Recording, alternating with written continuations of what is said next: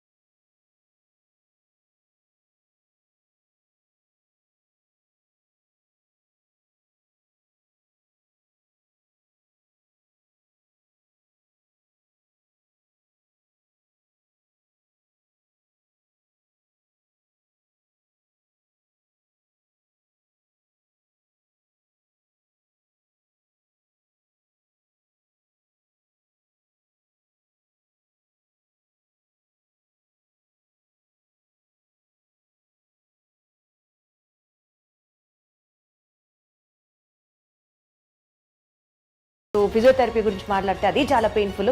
ఇంత చేసినా కూడా ఇదివరకు లాగా నేను నడవలేకపోతున్నాను, 95% కూడా రికవరీ ఉండట్లేదు అని అనుకునే వాళ్ళకి ఏం చెప్తారు? ఎంతమంది మా ఓపీలో ఒకసారి కూర్చొని చూడు సార్, దేవుడు మీరు మమ్మల్ని మళ్ళీ నడిపించారు, పునర్జన్మ సార్ అంటారా? అమ్మ అసలు నడవలేక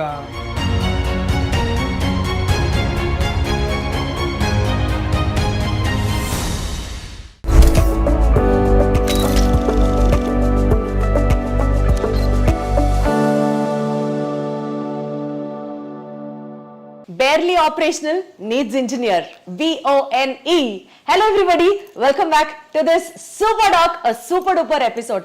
I have with me bone అన్న వెంటనే మనందరికీ చాలా చాలా చాలా దగ్గర మనిషి మన డాక్టర్ గారు అనుకుంటూ మనం అందరం ముందుకు వెళ్ళే డాక్టర్ గురువారెడ్డి గారు ఉన్నారు మనతో. సార్ నమస్తే.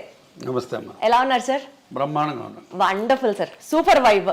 సార్ ది సూపర్ డాక్టర్ లో బేసికల్ గా మీ గురించి మాట్లాడడంతో పాటు ఇప్పటి వరకు మీరు చేసిన అన్ని అచీవ్మెంట్స్ షేర్ చేసుకుంటూ ఉంటే ఒక పాయింట్లో ఒక ఇన్స్పిరేషనల్ స్టోరీగా ఉంటుంది. దాంతోపాటు మీ పర్సనల్ ఇన్సైట్స్ కూడా ఇంకాస్త లోతుగా తెలుసుకునే ప్రయత్నం చేద్దాము అన్న ఒక కాన్సెప్ట్తోనే ఈ సూపర్ డాక్ సిరీస్ మీతో చేస్తున్నాం sir. To start with, to become an orthopaedic surgeon, what's your inspiration sir? కరెక్ట్గా చెప్పాలంటే ఇన్స్పిరేషన్ ఏం లేదు, డిస్పరేషన్. అంటే రోడ్డు యాక్సిడెంట్స్ ఉంటాయి కాబట్టి ఇండియాలో ప్రాక్టీస్ కొదవలేదు ఎముకలు ఎరగడానికి అని ఆ ఉద్దేశంతో ఆర్థోపెడిక్స్ సెలెక్ట్ చేసుకున్నాను నేను. అంతేగాని ఆర్థోపెడిక్స్ ఇన్స్పిరేషన్ వచ్చి ఎవరినో చూసి ఎక్సైట్ అయిపోయి ఎప్పుడు చేయలేదు. అప్పుడు బ్రతుకు తెరువు కోసం ఇది కరెక్ట్ బ్రాంచ్ అనిపించింది, అది చేసుకున్నాను. సార్ ఒకవేళ డాక్టర్ అయ్యి ఉండకపోతే ఏం చేసి ఉంటారు sir? What else career would you choose? Collector కావాలని ఉండేది. Collector? Yeah, I want to become an IAS. But నాకు అన్ఫార్చునేట్గా ప్రాపర్ గైడెన్స్ లేక ఆ డైరెక్షన్లో వెళ్ళలేకపోయాను. లేకపోతే I wanted to be an IAS. రోజు మొత్తంలో సుమారుగా ఎన్ని సర్జరీస్ చేస్తారు సార్? 20-25 సర్జరీస్. సో అన్ని సర్జరీస్ చేసిన తర్వాత టైర్డ్ అయిన తర్వాత what would be your relaxing trend sir?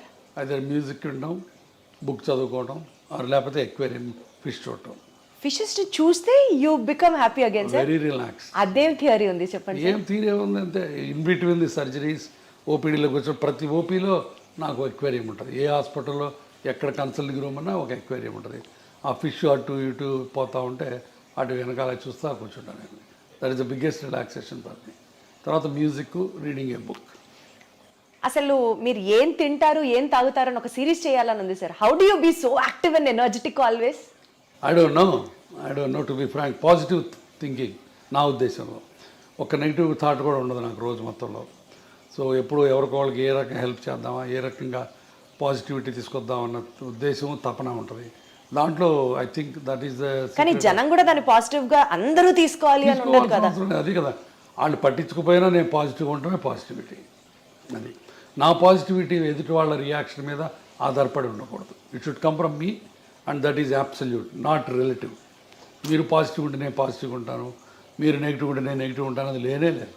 I want to be positive, I want to be happy because life is so small and so short and only once. Life lesson sir ఇదైతే మాత్రం చాలా బ్యూటిఫుల్గా ఉంది. Sir 25 surgeries చేసి పేషెంట్స్ని చూసి పుస్తకాలు చదివే time ఎక్కడ వస్తుంది సార్? రాత్రి పడుకునేటప్పుడు బెడ్ సైడ్ రీడింగ్ ఒక 1 అవర్ చదువుతాను కంపల్సరీగా, ఆల్మోస్ట్ 1 అంటే అవర్. హార్డ్లీ మీరు 1 గంట 2 గంటలు పడుకుంటారా సార్? లేదు 6-7 గంటలు పట్టుకుంటాను. 11కి పడుకుంటాను, మళ్ళీ 5కి లేస్తాను. So 6 hours. తర్వాత కార్లో వెళ్ళేటప్పుడు చదువుతుంటాను book. Okay. So sir one thing, మీ పేషెంట్సే మీ నుంచి ఇది నా అలవాటు అని సర్ప్రైజ్ అయ్యే ఎలిమెంట్ ఏదైనా ఉందా అంటే ఏం చెప్తారు? నా అలవాట రోజుకి ఒక 1/2 కిలో వేరుశనగ పప్పులు తింటాం. నాకు పీనట్స్ అంటే భలే ఇష్టం. వేరుశనగ పప్పులు అవి ఉడకబెట్టి పెడతారు అక్కడ. సో పేషెంట్ మధ్యలో తింటూ ఉంటాను. అది ఆశ్చర్యంగా ఉండొచ్చు బహుశా, ఇన్ని పప్పులు తింటాడు అయినా అని. సో నాకు తెలిసి సార్ వేరుశనగ పప్పులు తినడం, ఈ అక్వేరియం ని మెయింటైన్ చేయడం అన్నది ప్రాబబుల్లీ ఈ విషయం ఎవరికి తెలిసి ఉండకపోవచ్చు. Only after this interview I take the credit. Exactly. Sir one life lesson what medicine has taught you అంటే ఏం చెప్తారు sir? Do whatever you can do without expecting anything, and then God will give you whatever you deserve. అంటే less expectations, ఒక్క మాటలో చెప్పాలంటే absolutely no expectation. No expectations. No expectation, and do it with your heart, not with your brains.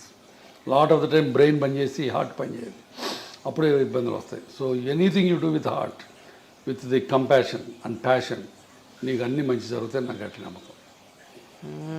Got it sir. Good intent will help. Exactly. Sir you being an orthopaedician sir, bones అనేవి బేసికల్గా body స్ట్రక్చర్కి help చేస్తాయి and support ఇస్తాయి బాడీకి అని కాకుండా నిజంగా bones role ఇంకా ఉందా sir? What usually people don't know or neglect about it. బోన్స్కి obviously it's a skeleton made up of bones, and నడవటానికి కూర్చోవడానికి బోన్స్ జాయింట్స్ ఆల్ ఒక కాంప్రహెన్సివ్ యూనిట్. ఆ బోన్స్ సరిగా లేకపోతే పెయిన్స్ వస్తాయి. ఒక పోస్ట్ మెనోపాజల్, ఇప్పుడు ఆడవాళ్ళకి పీరియడ్స్ అయిపోయిన తర్వాత బాడీ అంతా పెయిన్స్ వస్తాయి. అది because of the bone pain, because of the calcium ఉండదు, వైటమిన్ డి అబ్జార్ప్షన్ ఉండదు. కాబట్టి one of the most important problems of A old age is bones not being healthy. తర్వాత బోన్స్ నాట్ హెల్తీగా ఉండటం వల్ల పడిపోతుంటాం, ఫ్రాక్చర్లు అవుతుంటాయి. సో కాబట్టి బోన్స్ చాలా రకాలుగా బోన్స్ అండ్ జాయింట్స్ మనిషి మనుగడకి లాస్ట్ చర్మాంకంలో సుఖంగా జీవించడానికి ముఖ్యంగా కావాల్సింది bones and joints. Body organs bones తో ఇంటరాక్ట్ అవుతాయి అన్న స్టేట్మెంట్ ని మీరు ఏకీభవిస్తారా? తప్పకుండా. ఎందుకంటే చివరి రోజుల్లో the balance of the body is very important. అది కోర్ మజిల్స్ అవన్నీ కూడా మన మజిల్స్ బోన్స్ స్ట్రాంగ్గా ఉంటే మీరు పడకుండా ఉంటారు, లేకపోతే కింద పడిపోయి ఫ్రాక్చర్ అవుతుంటాయి. I mean to ask you sir, digestive system ప్రాపర్గా ఫంక్షన్ అయితే బోన్స్ హెల్దీగా వర్క్ చేస్తాయి. అంతే కదా, మరి డౌట్ ఏముంది దాంట్లో. ఇప్పుడు మాల్అబ్జార్ప్షన్ సిండ్రోమ్స్ ఉంటాయి. మాల్అబ్జార్ప్షన్ సిండ్రోమ్స్లో గట్లోంచి సరైన వైటమిన్స్ సరైన ఎలిమెంట్స్ అబ్జార్బ్ అవ్వవు. వాటిల్లో బోన్స్ ఆస్టియోపోరోటిక్గా ఉంటాయి. కాబట్టి డైజెస్టివ్ సిస్టమ్ బాగుంటే బోన్స్ బాగుంటాయి. కిడ్నీస్కి బోన్స్కి లింక్ ఏంటి సార్? కిడ్నీస్ బోన్స్ లింక్స్ అంటే బికాజ్ అగైన్ థైరాయిడ్, పారాథైరాయిడ్, తర్వాత కాల్షియము, పారాథర్మోను, ఆ బ్యాలెన్స్లో ఒక్కోసారి కాల్షియము బోన్లో ఉండకుండా బ్లడ్లోకి వెళ్తుంది. సో ఒక్కొక్కసారి కిడ్నీ స్టోన్స్ అని ఫామ్ అవుతాయి. సో ఇదంతా మల్టిపుల్ హోమియోస్టేస్, అంటే కాల్షియం మెటబాలిజం సరిగ్గా లేకపోవటం వల్ల, తర్వాత పారాథర్మోన్స్ ఎక్కువ ఉండటం వల్ల తక్కువ ఉండటం వల్ల ఆ టైప్లో బోన్స్ ఉండాల్సిన ఆస్టియోపోరోసిస్ ఎక్కువైపోయి బోన్స్ ప్రాబ్లమ్స్ వస్తాయి. సో కాల్షియం మెటబాలిజం ఆస్టియోడిస్ట్రోఫీ ఉంది ప్రాబ్లం, కిడ్నీలో ఒక కాళ్ళ బోన్స్లో ప్రాబ్లమ్స్ వస్తాయి. బేసికల్గా ఈ calcium metabolism, vitamin D supplements ఏదైతే చెప్తూ ఉంటున్నారో బోన్ హెల్త్కి చాలా ఇంపార్టెంట్ అని, ఏ ఏజ్ నుంచి ఎవ్రీ టైమ్ ఈ సప్లిమెంట్స్ తీసుకుంటూ ఉండాలంటారు sir? Calcium and vitamin D. Age of 16 to 60 easy to remember. 16 ఏళ్ళ నుంచి 60 ఏళ్ళ దాకా ప్రతి ఉమెన్ సప్లిమెంటల్ కాల్షియం తీసుకోవాలి. Vitamin D sir? Vitamin D depends on again, but of course vitamin D ఇప్పుడు ఇండియాలో 80% ఆఫ్ పీపుల్కి deficient, whatever the reasons. ఒక్కోసారి నాకు అనుమానం వస్తుంది, అసలు ఈ ఇండియాలో మెజర్ చేసే కరెక్ట్ ఎక్విప్మెంట్ ఉందా, లేకపోతే ఫాల్టీ ఎక్విప్మెంట్ వచ్చిందని అనుమానం ఉంటుంది. ఎందుకంటే everybody will have a vitamin D deficiency. So vitamin D రెగ్యులర్గా తీసుకోవడం కంటే కూడా పీరియడ్ ప్రకారం తీసుకోవాలి, on the prescription of the either endocrinologist or an orthopedic surgeon. Sir, I don't know if it is right or wrong, but lung diseases unte they are more prone to risk of fractures అన్న మాటకి relevance ఉందా sir? Lung డిసీజెస్కి bone ఫ్రాక్చర్స్కి నాకు తెలిసి connection ఏం కనపట్లేదు on the face of it. Direct connection అయితే ఏం లేదు లంగ్ డిసీజ్ వాటికి. సార్ న్యూరలాజికల్ కండిషన్ స్ట్రెస్ ఎక్కువ ఉన్నప్పుడు does it have an impact on the bone density or the bone strength? న్యూరలాజికల్గా కూడా డైరెక్ట్గా ఉండదు బోన్స్ మీద, బట్ ఒక్కొక్కసారి కొన్ని ప్రాబ్లమ్స్లో పార్కిన్సోనిజము అట్లాంటివి అట్లంటే where you are not walking too much, you are sitting in a sedentary style, then the bones will lose calcium and osteoporosis వస్తుంది. అచ్చా, so there is an indirect link అనే చెప్పొచ్చు. సో బాడీలో ఇన్ఫ్లమేషన్ ఉన్నప్పుడు sir, ఇప్పుడు non inflammatory diet తినండి అని అందరినీ ప్రమోట్ చేస్తున్నారు భయంకరంగా. Does really inflammation in the body effect the bone health? Not much. Inflammation అనేది ఒక మజిల్స్కి జాయింట్స్కి సంబంధించింది. బోన్ ఇన్ఫ్లమేషన్ అనేది జనరల్గా బోన్ ఇన్ఫ్లమేటెడ్గా ఉండదు, బట్ బోన్స్లో ఒక్కొక్కసారి దేర్ కెన్ బి డిఫరెంట్ పెరియాస్టిటిస్ అని, ఆస్టియంకిను పెరియాస్టియం అని ఒక లేయర్ ఉంటుంది, దానికి బోన్కి మధ్య ఉన్న స్వెల్లింగ్స్ ఒక్కోసారి ఎక్కువ అవ్వచ్చు. అట్లాంటి వాటిని పెరియాస్టిటిస్ అంటే బాగా షిన్ పెయిన్స్ ఉంటాయి, అట్లాంటివి రావచ్చు. అది కూడా calcium, vitamin D, metabolism disturbance వల్ల రావచ్చు. సో అంటే ఆ న్యూరలాజికల్ ఇంపాక్ట్ ఉన్నట్టా లేనట్టా sir? How do we conclude it? డైరెక్ట్గా న్యూరలాజికల్కి బోన్స్కి కనెక్షన్ ఉండదు. అంటే స్ట్రెస్ ఉంటే బోన్ పెయిన్ ఎక్కువ అవుతుంది. స్ట్రెస్ ఉంటే అన్ని బాడీలో అన్ని పెయిన్స్ ఎక్కువ అవుతాయి. అర్థమైందా? మస్క్యులర్ పెయిన్ ఎక్కువ అవుతుంది, తలనొప్పి వస్తుంది, మైగ్రేన్స్ వస్తాయి, నెక్ పెయిన్ వస్తుంది. అందుకని డైరెక్ట్గా బోన్ మీద, బోన్ మెటబాలిజం మీద డైరెక్ట్ రిలేషన్స్ ఏం లేవు. బట్ ఇండైరెక్ట్గా ఇప్పుడు న్యూరలాజికల్ ప్రాబ్లం వచ్చింది, స్ట్రోక్ వచ్చింది, patient is SIT confine to the bed, అప్పుడు బోన్స్లోంచి ఆస్టియోపోరోసిస్ స్టార్ట్ అవుతుంది. Got it sir. సార్ మీరు కొన్ని లక్షల మంది పేషెంట్స్ని చూసుంటారు over your experience. Basic points patients overlook అయిపోయేది లైఫ్ స్టైల్లో, డెస్పైట్ ఆఫ్ మీరు చాలా వీడియోస్ కూడా చేశారు, సిట్టింగ్ పోస్టర్ దగ్గర నుంచి you have to walk this way, you have to SIT this way అని చాలా చెప్తూనే ఉంటారు. Despite of all your me guidance కాకుండా కూడా పేషెంట్స్ వాళ్ళ లైఫ్ స్టైల్లో ఓవర్లుక్ చేసే పాయింట్స్ ఏంటి సార్? Main posture. మనం ఇందాక కూడా పోస్చరు, మరి నేను చెప్పినట్టు ఇలా స్ట్రైట్గా కూర్చోరు, ఇప్పుడు అందరూ ఇలా వంగి కూర్చుంటారు, వంగి నడుస్తారు. సో పోస్చర్ ఒకటి మెయిన్, బాగా అందరూ నెగ్లెక్ట్ చేసేది posture. Number 2, lack of exercises. అసలు ఎక్సర్సైజులు, చిన్న ఎక్సర్సైజెస్ కూడా చేయకుండా సెడెంటరీ లైఫ్ స్టైల్లో కూర్చుంటారు. అది number 2. Number 3, abuse of the joints. ఇప్పుడు కింద కూర్చొని ఇండియన్ టాయిలెట్ లేకపోతే కింద బాచిపట్టు వేసి కూర్చుంటే మోకాళ్ళ మీద లోటు పడుతుంది, అది మంచిది కాదు. సో అది తెలియదు చాలామందికి. అట్లానే నడుముకి ముందుకు వంకి కూర్చుంటే నడుము మీద పాడైపోద్ది, అట్లానే మెడ ముందుకు వెళ్తే మెడ పాడైపోద్ది. సో ఇవన్నీ కూడా తెలియక చాలామంది they keep on repeating the mistakes in the daily activities. Sir 10,000 steps నడిస్తే you will be healthy all over అన్నది జనరల్గా చెప్పిన మాట. బట్ హై ఇంటెన్సిటీ ఎక్సర్సైజెస్ చేస్తే మోకాళ్ళు అరిగిపోతాయి, 10,000 అడుగులేస్తే మోకాళ్ళు అరిగిపోతాయి, ఎక్కువ వెయిట్స్ ఎత్తితే స్ట్రెంథనింగ్ ఎక్సర్సైజెస్ చేస్తే మోకాళ్ళు అరిగిపోతాయి. వీటిలో ఏది కరెక్ట్ సార్? చెయ్యాలని కొందరు, చేయకూడదని కొందరు, కరెక్ట్ చెప్పండి సార్. మోకాళ్ళు అరగడానికి మెయిన్ కారణం number 1 age, number 2 weight, number 3 high impact activities, 3. Number 4 accidents. సరే యాక్సిడెంట్ గురించి మనం మాట్లాడుకోవట్లేదు, ఆ ఏజ్ అది తప్పనిసరి. మనం ఏజ్ అవుతుంటే బోన్స్ జాయింట్స్ అరుగుతూ ఉంటాయి. Number 2 weight is the directly proportional or directly damaging to the bone joint health. So అది మన చేతిలో ఉంది. సో కాబట్టి మీరు ఎంత బరువు తగ్గితే మోకాళ్ళకి అంత మంచి పని చేసినట్టు. Number 3 or third point is abuse of the joints. Abuse అంటే ఫర్ ఎగ్జాంపుల్ మీరు ఇండియన్ టాయిలెట్లో కూర్చోారనుకోండి, లేకపోతే నెలకు ఒకసారి తిరుపతి కొండ ఎక్కి దిగారనుకోండి, రోజుకి 200 సార్లు మెట్లు ఎక్కి దిగారనుకోండి, మీ మోకాళ్ళ మీద 4 రెట్లు బరువు పోతుంది. అది బయోమెకానికల్లీ ప్రూవెన్. సో దాంతో మీరు మోకాళ్ళని తొందరగా అరగొట్టుకుంటారు. చాలామంది మా తాతలు మెట్లు ఎక్కేవాళ్ళు, మా తాతలు కింద కూర్చునేవాళ్ళు, వాళ్ళకి లేని ప్రాబ్లం నాకెందుకు వస్తుంది అని చెప్పి నమ్మరు.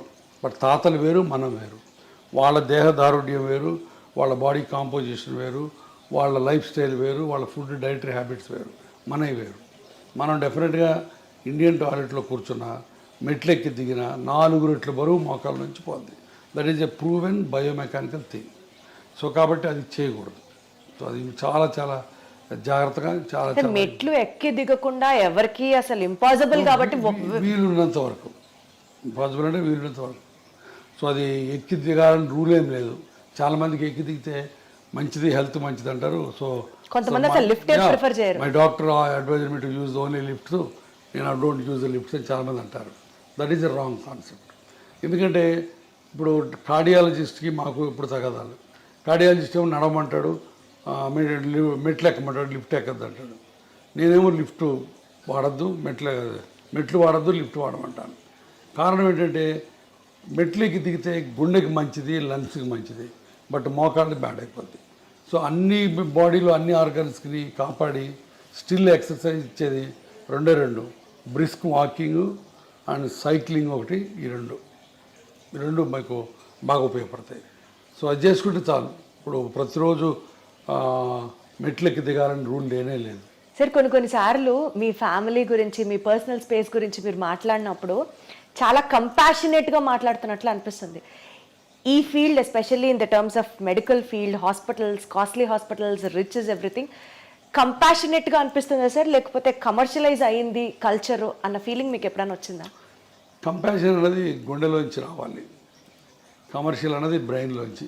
ఇందాక మనం అనుకున్నట్టు ఇది కమర్షియల్ వరల్డే, but still you can be kind, you can be compassionate. That's what it is. ఇప్పుడు మా హాస్పిటల్ ఉంది, మేమే చారిటీ కాదు. We have to run the hospital, we have to earn for the stakeholders, but at the same time we don't need to flee the patient. పేషెంట్ని దోచుకోవాల్సిన పని లేదు, and వాడి రక్తం పీల్చాల్సిన పని లేదు. మేమే కాదు, 90% of the doctors don't do that. But ఆ దురదృష్టవశాత్తు thanks to media, thanks to the people, మేమందరం దొంగలవి, మేమందరం రాబందులవి, మేమందరం బందిపోట్ల కింద చిత్రీకరించబడుతున్నాం. The unfortunate thing they. కాబట్టి కంపాషన్ బేసిక్గా లేకపోతే you are not fit to be a doctor. So compassion తోటే అందరూ ప్రాక్టీస్ చేస్తాం, బట్ ఒక్కోసారి బయటికి కమర్షియల్ ఎలిమెంట్సే బయటకు వస్తాయి. Profit over a patients care, if you have to talk, మీరు ఎప్పుడు patient care this really made my day, నేను ప్రాఫిట్ చూడలేదు ఈ కేసులో అని మీకు ఆ హార్ట్ వెల్మింగ్గా అనిపించిన చాలా సార్లు వస్తుంది అది. ఇప్పుడు నా దగ్గర పేషెంట్స్ వస్తారు, I'm working in a corporate hospital, ఇందాక మీతో అన్నట్టు చారిటీ హాస్పిటల్ కాదు, ఇక్కడ బిల్లులు లక్షలు అవుతాయి. బట్ ఒక్కొక్కసారి బిల్లులు కట్టలేనప్పుడు అవి ఏమి చేస్తాం, చేతనైన సహాయం చేస్తాం. ఇప్పుడు నేను ఒక ట్రస్ట్ పెట్టాను, ఆ ట్రస్ట్లో హెల్ప్ చేస్తాం. సో చాలా రకాల హెల్ప్ చేస్తాం. ఆ హెల్ప్ చేసిన ప్రతిసారి హ్యాపీనెస్ ఉంటుంది, దాంట్లో డౌటే లేదు. One incident if you have to tell sir, it really made your day అని అంటే ఏం చెప్తారు? చాలా ఉన్నాయి. లాస్ట్ వీక్ ఇట్ సెల్ఫ్ ఒక కలీగ్ ఆర్థోపెడిక్ సర్జను, బట్ చాలా రోజుల నుంచి ఆయన ప్రాక్టీస్ చేయట్లేదు, బెడ్ మీద కదలట్లేదు, ఆయన పడి ఫ్రాక్చర్ అయ్యి వచ్చాడు. సో హిప్ రిప్లేస్మెంట్ చేసాం. అయిన తర్వాత కూడా ఆయన 10 రోజులు హాస్పిటల్లో ఉన్నాడు, బట్ నడవలేదు, రిఫ్యూజ్ టు వాక్. బిల్లు చాలా అయింది, మళ్ళీ కట్టుకోలేమన్నారు. దాన్ని మరి 70% బిల్ తగ్గించి ఇంటికి పంపించాను. ఆ ఇంటికి పోయే ముందు ఆయన నాతో వీడియో కాల్లో ఆయన కళ్ళల్లో కృతజ్ఞత, ఆయన ఆవిడ కళ్ళల్లో కృతజ్ఞత నాకు evident, and that made my day. Wonderful sir, super super. Sir ఇప్పుడు సోషల్ మీడియా ట్రెండ్ అనుకోవచ్చు, maybe because of the awareness for the people అనుకోవచ్చు, ప్రతి ఒక్కళ్ళకి మెడికల్ నాలెడ్జ్ తెలుస్తోంది, and they started questioning the doctors as well. మీరు appreciate చేస్తారా యాక్ట్ని, or you get bored or you know విసుగొస్తుందా? విసుగు రాదు, 70% దాకా టాలరేట్ చేస్తాను.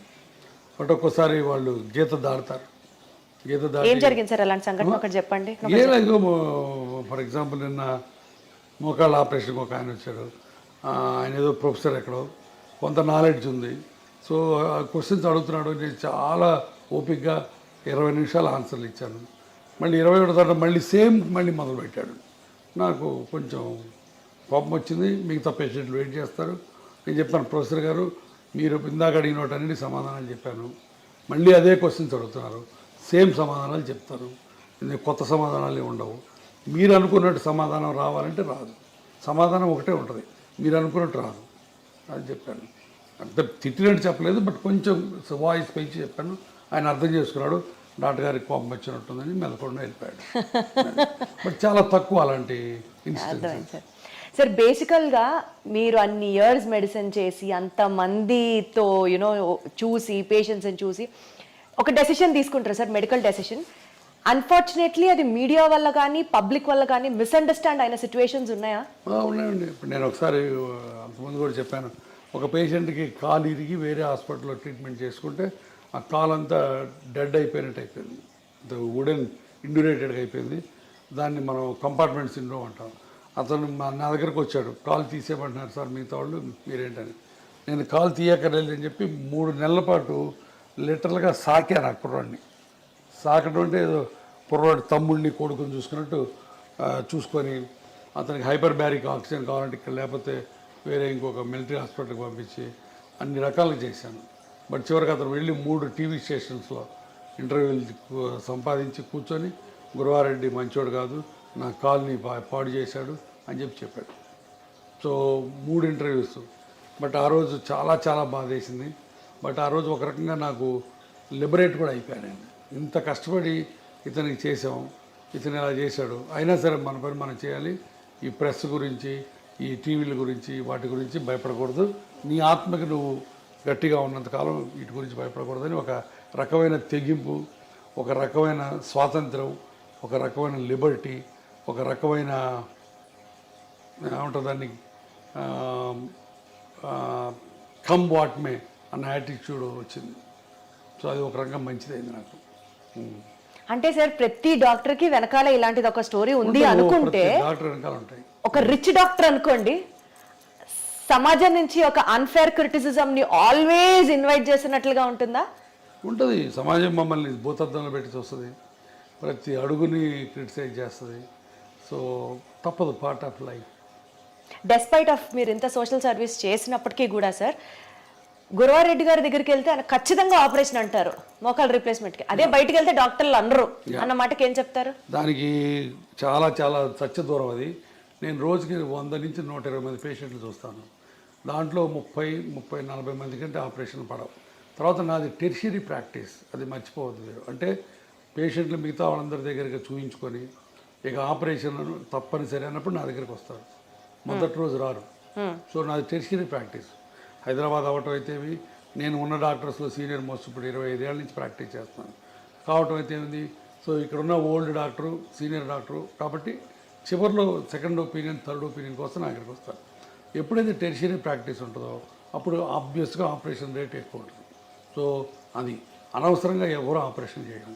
గురువారెడ్డి దగ్గరికి వెళ్తే ఆపరేషను, మిగతా వాళ్ళ దగ్గరికి వెళ్తే ఇంజక్షను, అవన్నీ మాయ. ఇప్పుడు ఆ రకంగా ఇంకోటి కూడా చెప్పాను. నేను లాస్ట్ 1 year నుంచి యుద్ధం చేస్తున్నాను. ఇంజక్షన్లు పనికిరాని ఇంజక్షన్లు చేసి పేషెంట్లు మాయ చేసే డాక్టర్లు. ఈ ప్రస్తావన తీసుకొచ్చారు కాబట్టి ఇంకొక పర్సనల్ కామెంట్ కూడా ఉంది సార్. మీరు అగేన్స్ట్ పిఆర్పి ఫర్ ఆర్థరైటిస్ అని చెప్తున్నారు. Exactly against PRP for arthritis. కానీ గురువారెడ్డి గారి హాస్పిటల్లో పిఆర్పి ఇంజెక్షన్లు 7,000 నుంచి 8,000 రూపాయలు ఉండే ఇంజెక్షన్ 17,000 రూపాయలు ఆయన ఎందుకు ఛార్జ్ చేస్తున్నారు? పిఆర్పి ఇంజెక్షన్ కూడా నా హాస్పిటల్లో చేయలేదు ఫర్ ఆర్థరైటిస్. ఎవరైనా వచ్చి ప్రూవ్ చేయమని చెప్తాను. పిఆర్పి ఫర్ స్పోర్ట్స్ ఇంజురీస్కి ఎంతోపతిస్ అని చెప్పాను ఇందాక. టెండాన్ ఇంజురీస్కి, ఇక్కడ టెన్నిస్ ఎల్బోస్కి ఇస్తే ఇవ్వచ్చు. నేను ఇవ్వను. నా దగ్గర 36 మంది పనిచేస్తారు టీం. స్పోర్ట్స్ మెడిసిన్ వాళ్ళు ఇస్తే ఇవ్వచ్చు. బట్ ఆర్థరైటిస్కి, నీ జాయింట్లో మా దగ్గర పిఆర్పి అనేది ప్రసక్తే రాదు. ఎవరైనా వచ్చి ప్రూవ్ చేయమని చెప్పాను. అర్థమైందా?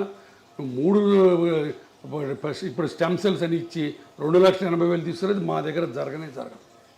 నేను ఎగైనెస్ట్ ఏంటంటే పిఆర్పి ఇన్ ఆర్థరైటిస్.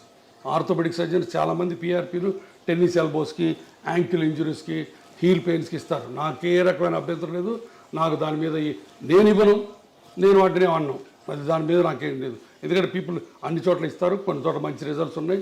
దానికి నేను PRP for other conditions work అయినప్పుడు why not for the knee sir? ఆర్థరైటిస్కి లేదు role. That's what I'm saying. There is no evidence at all. Arthritis is a global phenomena.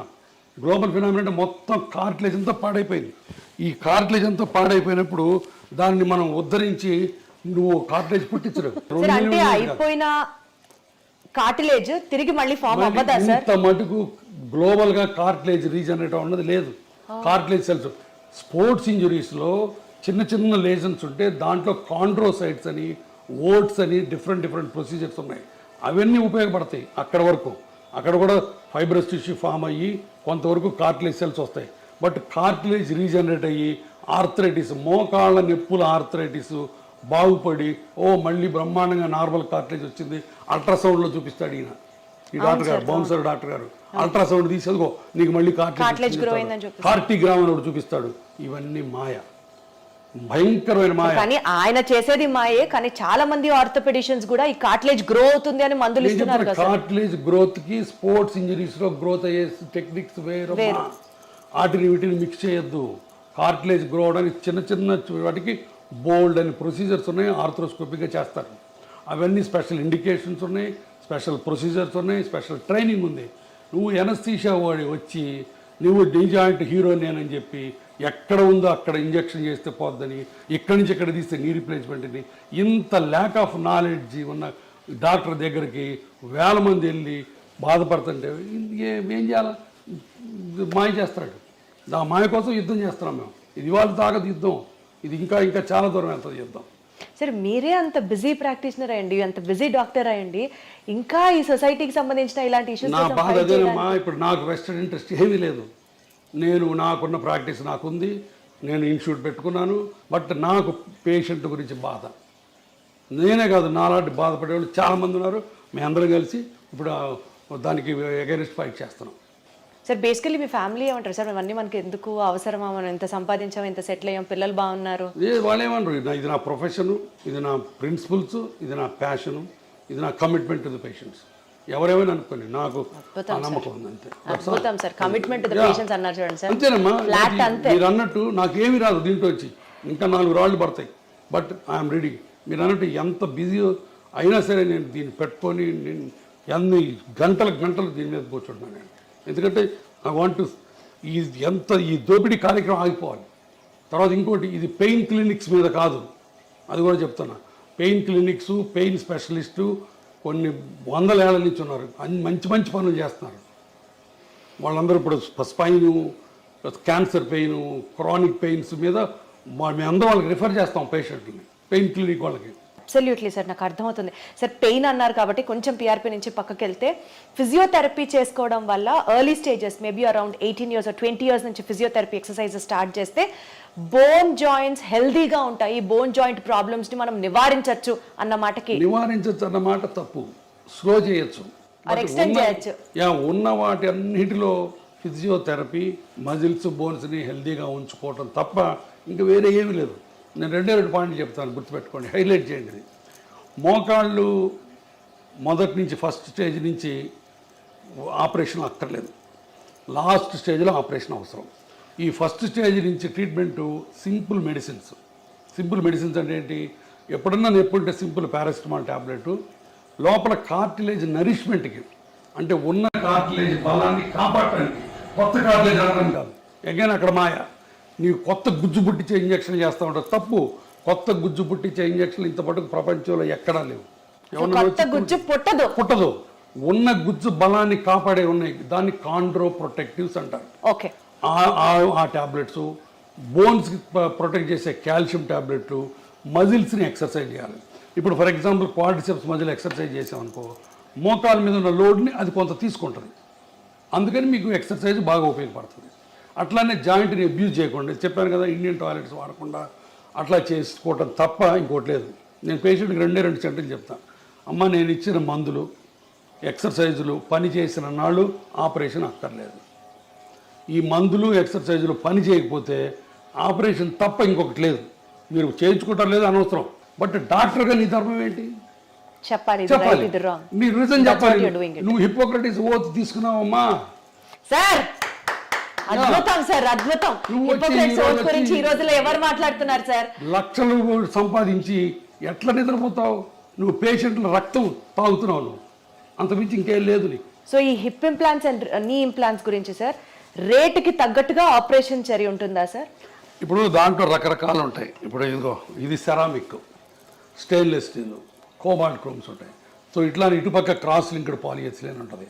Hip జాయింట్లో కనీసం 10 varieties ఉంటాయి. ఇప్పుడు ceramic ఉందనుకో, stainless steel కంటే కనీసం 2 రెట్లు ఎక్కువ కాస్ట్. ఇదే సెరామిక్ ఇటు 2 పక్కలు వేసామనుకో 3 రెట్లు కాస్ట్. ఇటుపక్క ఓన్లీ ప్లాస్టిక్ వేసామనుకో రేట్ తగ్గుతుంది. సిమెంట్ లేకుండా వేసామనుకో రేట్ ఎక్కువ, అది లోపల హైడ్రాక్సీ అపటైట్ కోటింగ్ ఉంటుంది. అదే సిమెంట్తో వేసామనుకో రేట్ తక్కువ.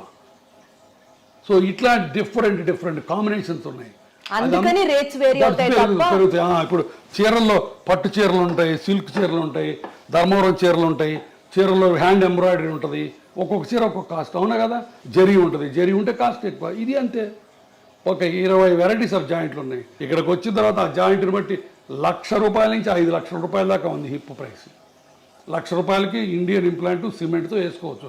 బట్ అది యంగ్ పేషెంట్కి వేయడానికి లేదు. యంగ్ పేషెంట్ 25 ఏళ్ళు కోవిడ్ బారిన పడి ఎవాస్కులర్ నెక్రోసిస్ వచ్చిన అతనికి ₹1,00,000 వేస్తే తొందరగా పాడైపోద్ది. అతనికి అన్సిమెంటెడ్ హిప్ వేయాలా, సెరామిక్ హిప్ వేయాలి. So that's all. ఇప్పుడు దాంట్లో రోబోటిక్ టెక్నాలజీ వచ్చింది. రోబోటిక్ టెక్నాలజీ చేస్తే కొన్ని అడ్వాంటేజెస్ ఉన్నాయి, దానికి ఎక్కువ అవుతుంది. సో ఇవి థింగ్స్. సార్ రోబోటిక్ సర్జరీస్ గురించి మాట్లాడితే sir, your hospital is ranked among the top most robotic surgeries perform చేసే హాస్పిటల్. అది definitely first of all congratulation sir. కాకపోతే రోబోటిక్ సర్జరీస్ అన్నవి are affordable to everybody is one not at all. Robotics ప్రతి వాళ్ళు చేయించుకోవాలని రూలే లేదు. Robotics చేయాలి, అది చేయకపోతే నీ బతుకు దుర్భరం అన్నమాట అంతకంటే లేదు. ఎప్పుడు చేస్తారు సార్ రోబోటిక్స్? రోబోటిక్స్ వల్ల 2-3 అడ్వాంటేజెస్ ఉన్నాయి, మార్జినల్ అడ్వాంటేజెస్. అది పేషెంట్కి ఎక్స్ప్లెయిన్ చేస్తాం. కొంత ప్రెసిషన్ ఉంటుంది, కొంత post operative pain, immediate post operative pain కొంత తక్కువ ఉంటుంది. ఓన్లీ ఫస్ట్ 2-3 డేస్, తర్వాత మళ్ళీ సేమ్ ఉంటుంది. ఆ ఫస్ట్ 2 డేస్ ఎందుకు ఉంటుంది అంటే సాఫ్ట్ టిష్యూ డిసెక్షన్ తక్కువ ఉంటుంది. తర్వాత ఇప్పుడు అలైన్మెంట్స్ అని డిఫరెంట్ అలైన్మెంట్స్ వచ్చినాయి మోకాళ్ళ ఆపరేషన్లో. ఆ డిఫరెంట్ అలైన్మెంట్ చేయాలంటే రోబోటిక్స్ ద్వారా చేయొచ్చు. ఇవన్నీ కూడా వెరీ వెరీ సైంటిఫిక్. కానీ రోబోటిక్తోనే చేయాలని రూల్ లేదు. నేను 100 మందికి చేస్తే ఒక 50 మంది రోబోట్ చేయించుకుంటారు, 50 మంది రోబోట్ చేయించుకోరు. బట్ ప్రతి పేషెంట్కి ముందే చెప్తాం రోబోటిక్ వల్ల ఈ ఉపయోగాలు ఉన్నాయి, బట్ ఈ ఉపయోగాల గురించి మీరు డబ్బులు వేస్ట్ చేసుకోవాల్సిన పని లేదని కూడా చెప్తాం. కానీ సార్ ప్రెసిషన్ యాక్యురేట్ గా ఉంటుంది, చాలా మినిమల్ ఇన్వేషన్ ఉంటుంది. వీటి గురించి ఇట్లా మాట్లాడితే సక్సెస్ రేటు రోబోటిక్ సర్జరీస్ లో ఫర్దర్ గా ఏమీ లేదు, రెండిటికి ఒకటే. రోబోటిక్ సర్జరీ వల్ల సక్సెస్ రేట్ ఎక్కువ అవుతుందని ఎవ్వరు చెప్పకూడదు. చెబితే అది అబద్ధం. నేను చెప్పను, నేను ఇంతవరకు ఏ పేషెంట్కి చెప్పలా. రోబోటిక్ వల్ల కొంత అడ్వాంటేజెస్ ఉన్నాయని చెప్తాను తప్ప సక్సెస్ రేట్లో ఏ మాత్రం తేడా లేదు. రెండుకి ఒకటే సక్సెస్ రేట్. ఎట్లా జరుగుతున్నాయి సార్ అంటే పేషెంట్స్ యొక్క perception towards robotic surgery? Patients వల్ల మా పేషెంట్స్ కూడా ఏంటంటే ఇండియన్ పేషెంట్స్ కూడా ఇప్పుడు వెల్ ఇన్ఫార్మ్డ్. వాళ్ళందరూ వాళ్ళే వచ్చి అడుగుతారు. తర్వాత చాలామంది పేషెంట్లకి వాళ్ళ పిల్లలు అమెరికాలో ఉంటారు. అక్కడ అమెరికాలో ఇది standard of care robotic surgery అన్నది. వాళ్ళు అక్కడి నుంచి చెప్పి మీరు రోబోటిక్ చేయించుకోవడం చెప్తారు తల్లిదండ్రులకి. వాళ్ళు మమ్మల్ని వచ్చి అడుగుతారు. సో మేము ఆఫర్ చేస్తాం. That's all. అంటే పేషెంట్ సౌలభ్యం కోసం అది కూడా ఇనిషియల్ గా తప్పించి పేషెంట్ని మాయ చేసి పేషెంట్ని అబద్ధాలు చెప్పి రోబోటిక్స్ చేసే ప్రసక్తి లేదు. నెంబర్ 1. నెంబర్ 2, రోబోటిక్స్ చేసి నువ్వు అద్భుతంగా ఉంటావు, ఇంకో 20 ఏళ్ళు ఎక్స్ట్రా ఉంటావు అన్నది అంతకంటే లేదు.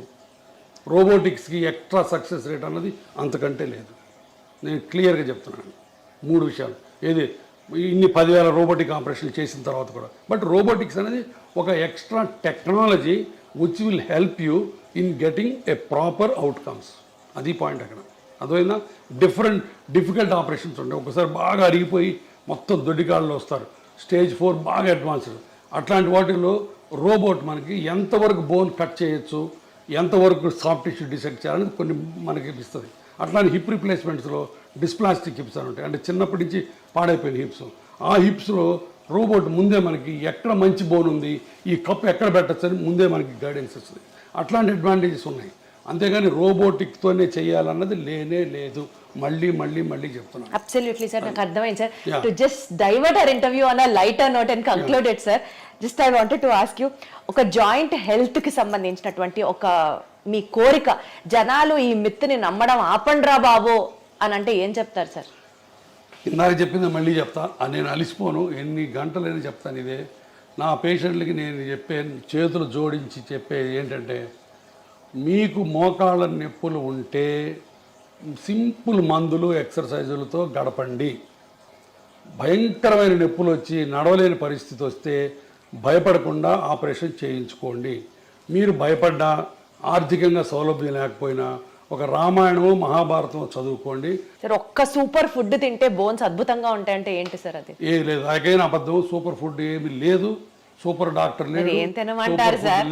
ఏం తినమంటారు సార్ బోన్స్ హెల్తీగా ఉండాలంటే? Head calcium, healthy milk products చాలు, సింపుల్ మిల్క్ ప్రోడక్ట్స్ తింటే చాలు.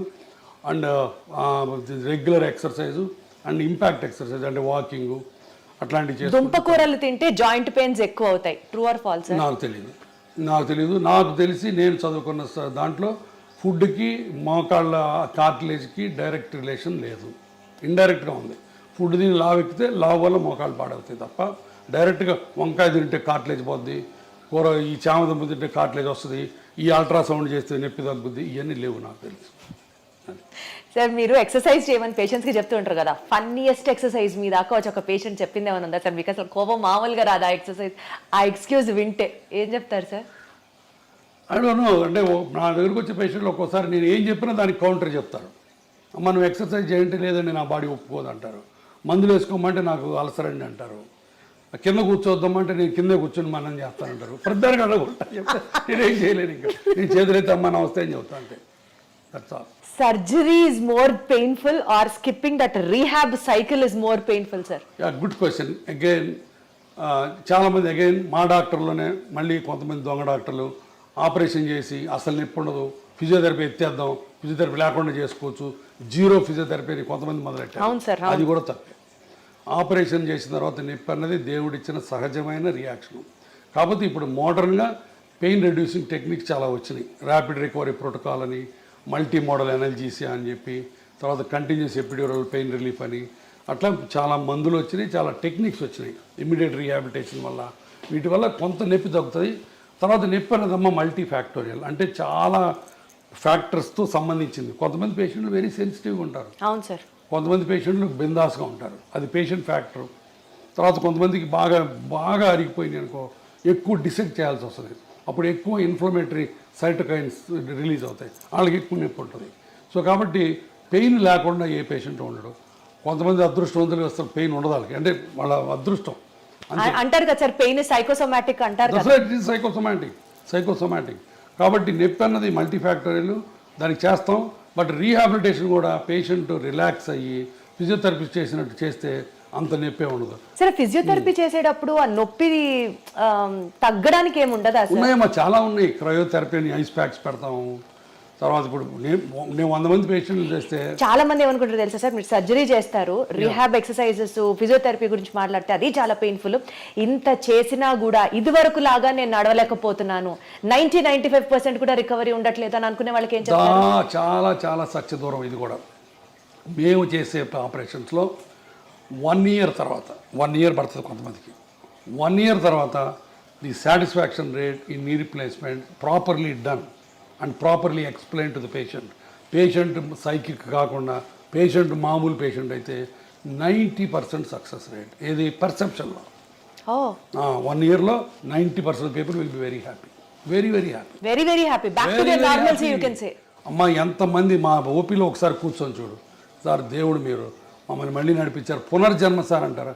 అమ్మ అసలు నడవలేక వీల్ చైర్లోనే మోషన్ యూరిన్ పోయే వాళ్ళని నడిపిస్తే ఎంత పునర్జన్మలకి.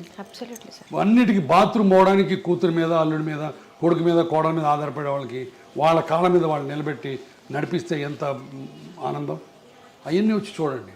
20 years, నేను ఇప్పుడు 25 years ఇంటూ ప్రాక్టీస్. నేను ఎప్పుడు వచ్చాను? 1999లో వచ్చా హైదరాబాద్. ఇప్పుడు 25 ఏళ్ళు, బహుశా మోర్ దాన్ 70,000-80,000 పేషెంట్లకి ఆపరేట్ చేశాను నేను. 25 ఏళ్ల కింద చేసిన పేషెంట్లు ఇంకా తిరుగుతున్నారు హ్యాపీగా. So that is the beauty of the knee replacement surgery. అది నేను క్యాన్వాస్ చేయక్కర్లా, all over the world millions of people get benefit. ఇప్పుడు నీ రీప్లేస్మెంట్ సర్జరీలోనే latest advancement which really excites you so much ఏమైనా ఉందా sir? Robotic technology, that is the only latest advance. ఇప్పుడు దీంట్లో బోల్డ్ అనే కొత్త మెటీరియల్స్ వస్తున్నాయి.